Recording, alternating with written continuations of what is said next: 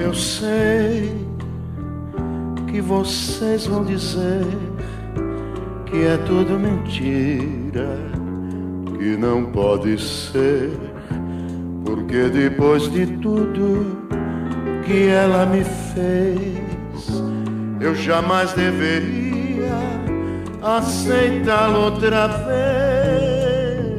Bem sei que assim procedendo me exponho ao desprezo de todos vocês.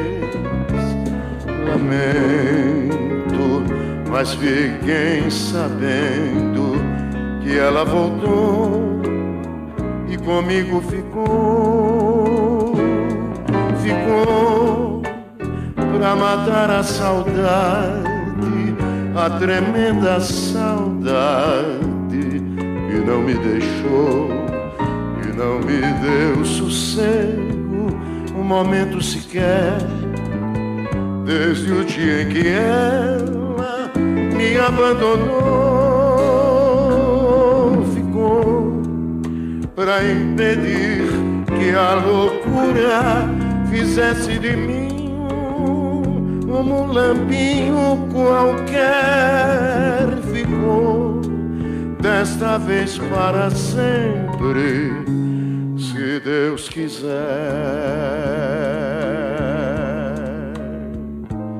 Tem uma outra música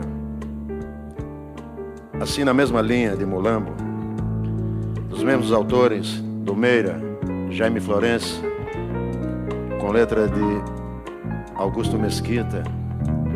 Não é tão conhecida quanto o Mulambo, mas é uma música que me diz muito, é das minhas preferidas. Não foi com o aplauso dos outros que vi a saudade abrandar, tampouco sou menos feliz com tanta censura por ela voltar. A quem me critica direi que pondo os pontinhos nos is, provando o fel que eu provei, quem me condena faria o que eu fiz.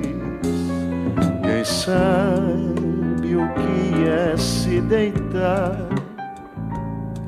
cansado, saudoso, nervoso, deitar e passar toda a noite rolando na cama sem olhos pregar.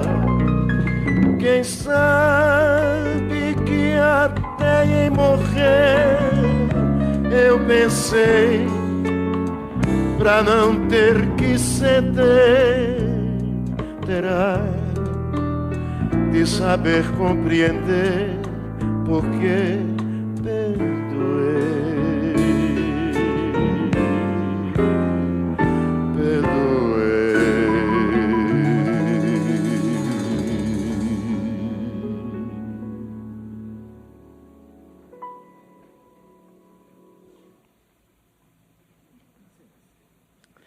Eu nasci em Serraria, estado da Paraíba.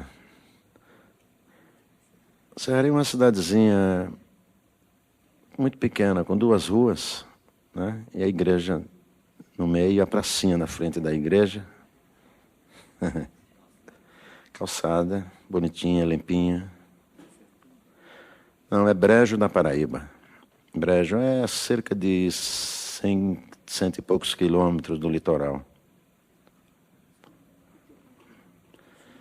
De lá, claro, meu pai era um idealista, minha mãe nasceu no sítio, meu pai, numa das festas de final de ano em Serraria, meu pai conheceu minha mãe, meu pai tinha um automóvel de praça na época, né? Conheceu minha mãe, gamou e raptou minha mãe lá do sítio. Então casaram, eu nasci em Serraria. Com 8, com 8 meses de idade, nós nos transferimos para Campina Grande. Ali eu fui crescendo, comecei a fazer o primário com a professora que tinha um apelido, nós apelidávamos ela de Miolo de Lápis, era muito querida, porque ela era escurinha. E às vezes, quando dava zero na gente, a gente esperava na esquina ela passar e gritava Miolo de Lápis.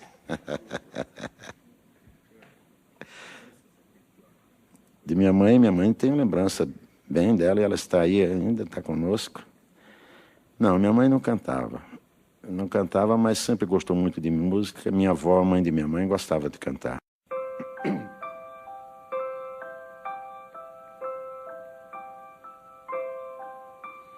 Boi, boi, boi, boi da cara preta, traga esse menino que tem medo de careta.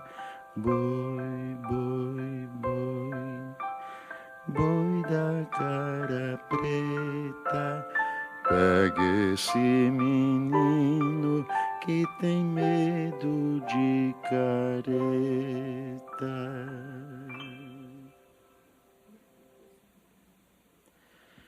Bom, pintor, porque a gente ouvia muito Orlando Silva na época, que foi meu ídolo. Ouvia-se muito Francisco Alves, Silvio Caldas, tá? Mas Orlando Silva realmente era meu ídolo. E chegavam lá em Campina Grande já, na época, chegavam os discos do Orlando e era sucesso os dois lados do disco, aqueles bolachão, né, de 78 rotações. E a gente ouvia nos parques de diversões, no serviço de alto-falantes, que não tinha rádio ainda, Campina Rádio, só tinha em João Pessoa. Campina Grande ainda não tinha rádio nessa época. E nós ouvíamos muito Orlando Silva. Não, eu estava estudando ainda, nessa época eu estudava, né? E tinha um vizinho, meu amigo Paulo Imperiano, que também gostava muito do Orlando Silva, imitava ele. Então nós fazíamos dupla e saíamos por aí cantando. E na época não usava-se o termo imitar, né? Era arremedar, vamos arremedar Orlando Silva, né? Lembro, claro. Assim. Debaixo daquela jaqueira que fica lá no alto majestosa, aonde se avista a turma da Mangueira, quando se engalana com suas pastoras formosas, oi, debaixo daquela jaqueira que fica lá no alto majestosa, aonde se avista a turma da Mangueira, quando se engalana com suas pastoras formosas, formosas, formosas.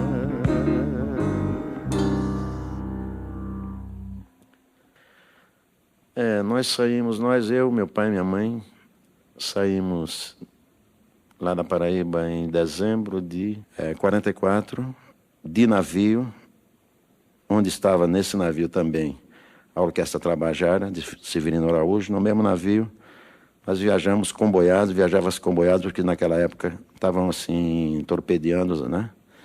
Estavam torpedeando os nossos navios na costa, então viemos num comboio e aportamos no Rio de Janeiro no dia 2 de janeiro de 45.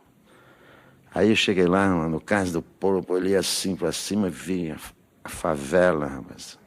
De cara naquilo, eu fiquei impressionado. Aí eu falei com o meu tio, que estava nos esperando, que já morava no Rio. Eu falei, tio, a favela ali, vou te levar lá para conhecer e tal. E me levou lá para conhecer depois e tal. Naquela época, quer dizer, um pouco antes já do Rio, ainda na Paraíba, eu vi uma música assim que me impressionou muito, o Carlos Galhardo cantando, Fascinação.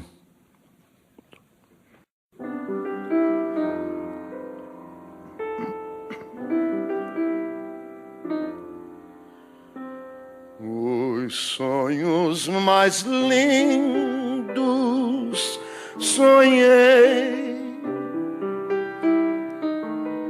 de quimeras mil um castelo ergui. E no teu olhar, tonto de emoção, com sofreguidão, mil venturas perdi.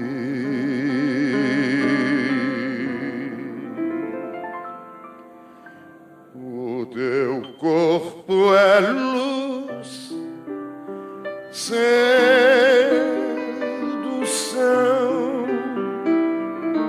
poema divino, cheio de esplendor. Teu perfume prende, inebria, entontece, és fascinação.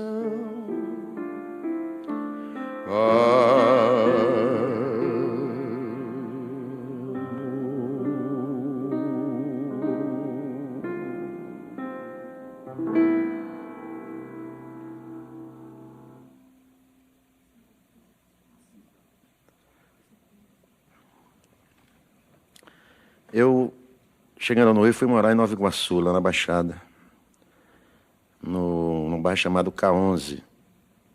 Ficava um pouco distante lá da estação ferroviária, uns 40 minutos.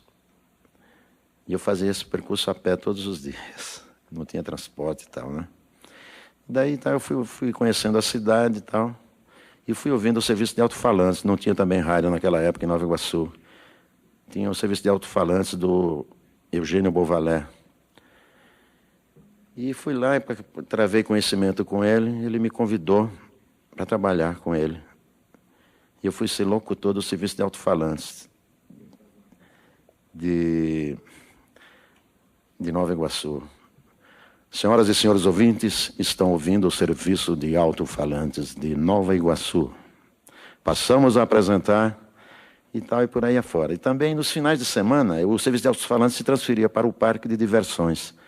E todo final de semana vinha um artista do Rio para fazer show por ali. Numa dessas, eu conheci o Assis Valente, autor famoso, autor preferido de Carmen Miranda, e que também era protético, aliás, na época dizia-se que era o melhor protético do Rio de Janeiro. E eu fui tentar aprender prótese com Assis Valente, né? Mas aprendi as músicas. Em vez da prótese, aprendi as músicas do Assis Valente. Boneca de pano.